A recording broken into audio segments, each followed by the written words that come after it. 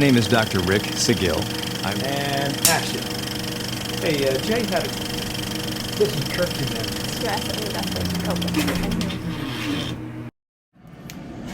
Hey everyone, it's Dr. Rick, founder of Herbal 411. I'm going to talk to you about exercise. I am currently stuck in Dallas where there's a flood that hasn't been here for decades. I am considered a musclehead.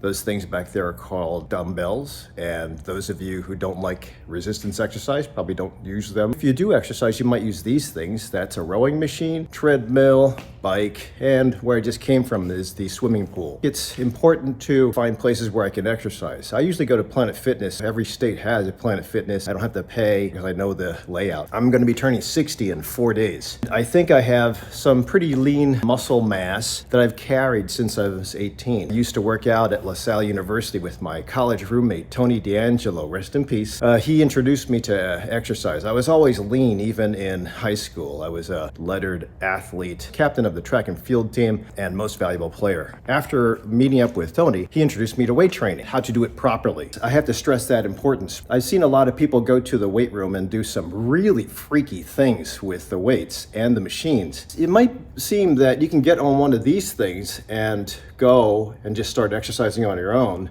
But I challenge you that if you started one of these things, cardio machines, and you didn't maintain it, or you got hurt, or you flared up your disease process, bad knees, bad back, bad shoulders, bad ankles, you probably aren't doing things right. There are techniques to running, rowing, cycling that give you proper form. Proper form means doing it efficiently and doing it without injury. My other life as a physician is a sports medicine doctor. When you have muscle, it acts as a sink. It acts as a reservoir for cholesterol. It acts as a reservoir for glucose. If you have no reservoir, like muscle, then it floats around in your bloodstream. And the longer glucose or cholesterol floats around in your bloodstream, the more damage occurs to the blood vessels. And those of you who have diabetes or insulin resistance, when you have excessive amounts, sugar and triglycerides and bad cholesterol, LDL, you will induce irritation, thickening, plaque formation, and then which eventually leads to stroke and heart attack. And I will argue in other videos down the line in my YouTube channel about cancer triggering. There's a whole bunch of shit that will occur if you don't stay healthy. So if you're overweight, if you're sedentary, if you have a disease process already, or if you're like me, an empty nester, you're turning 60, we all have the potential to live till we're 80 to 100 independently. I don't mean like gorked out in a nursing home where you have to be in a wheelchair and be fed. I think we can be independent, take care of our great grandkids. I mean, that's my inspiration, and I want it to be yours. If you are younger and you think you know what you're doing, you try doing what you're supposed to be doing, but it just didn't stick, it's not working. Click the link down below and I'll give you guidance. I will use my knowledge as far as a bodybuilder and exerciser. I've been a vegan for 2 years. I am currently a carnivore physician, and that doesn't mean I stick to one thing. I love self-experimenting. In fact, the reason I wanted to do this is because one of my patients asked me, what are you getting out of carnivore? I'm just doing this because I'm gonna be going for Everest Base Camp in the spring. I'm gonna try. If you don't have a goal, make one. It's too hard if you have disease and then you invest in exercise and nutrition, you starve yourself, and you get on a treadmill for 3 hours a day and nothing's working. It's easy to say, you know what? I have to work today. I'm not gonna do that anymore. I honestly stay in the gym for about 15 to 20 minutes every other day for about the last 20 years. I think I can still maintain good muscle size so I can go into my 60s and 70s and 80s without disease. God willing, I will not develop it, but we all age, and with age comes threat of disease. If you invest, you can push back the curtain of disease. If you don't invest, that curtain is closing fast. As I mentioned before, it doesn't mean that you have to tap out and just succumb to your pills that your doctor's giving you. Taking a prescription statin or a metformin or a medicine for lowering blood pressure is fair. Most people with exercise, nutrition, proper rest, and meditative practice can also reverse disease. But everybody has to be developing their own personal plan. And if you don't know how to do that, your physician's supposed to be doing that. If he doesn't do it for you, then you have to assemble your own team. With modern technology and modern medical insurance, there's no time in the doctor's office to do that.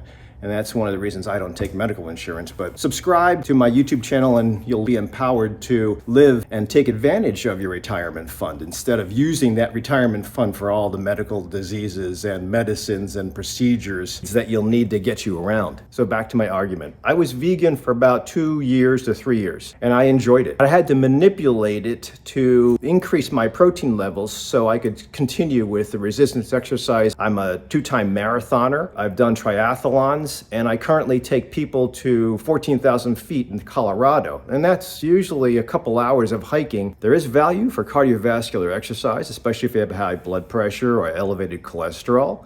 But I think there's also value for resistance exercise because of everything else that you have. Resistance exercise, again, will develop that muscle that keeps you out of osteoporosis, gives you testosterone, and yes, even women need testosterone for sexual desire, vaginal moisture. Men need it obviously to maintain erections, but also have great energy in the morning. A lot of my patients are complaining about fatigue, whether it's COVID or not, doesn't matter, but if you exercise, you can induce that, but it has to be the right form of exercise. So no matter which exercise you choose, whether it's resistance, cardio, or both, you have to match your nutrition plan to feed the muscle that you're trying to grow and maintain. It doesn't matter which nutrition plan you choose. I've maintained my muscle mass as is with a vegan practice, intermittent fasting, keto practice, and currently I've been carnivore for about 2 months. I was asked by one of my patients, what happened to your cholesterol? And I recently posted a video on something called a CIMT, that's a carotid intima media thickness test. And it did show that I had some minimal plaquing formed here. And that means that I have to be careful because if I don't watch my cholesterol and my exercise, this plaque will get thicker, but I have my ways around that. However, in your doctor's office, they usually check LDL, total cholesterol, HDL, and triglycerides, and that's it, which I think is crappy. Those indicators are okay. LDL was the gold standard for saying you're going to be going into a heart attack or a stroke. In some patients, especially with FH, familial hypercholesterolemia, you will have to bring that thing down. However, you'll still have to exercise, eat right, and have some meditative practice and make sure you sleep properly. But if you haven't been diagnosed with FH and your doctor just says, we want to bring down that cholesterol because it's too high, I think that's a little bit short-sighted. In fact, I follow LP(a) and apoprotein B. I also follow triglyceride to HDL ratio. I think they're better markers in addition to insulin.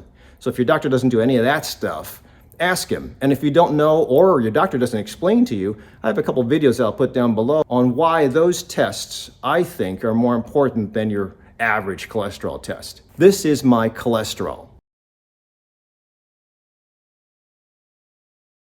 And if you notice, my LDL is dropping on a totally meat diet. And my HDL is rising, my triglycerides are staying flat, and my total cholesterol is below the deck. That thing called an LP(a) is less than 10%, which is low risk for FH, and my apoprotein B is perfect.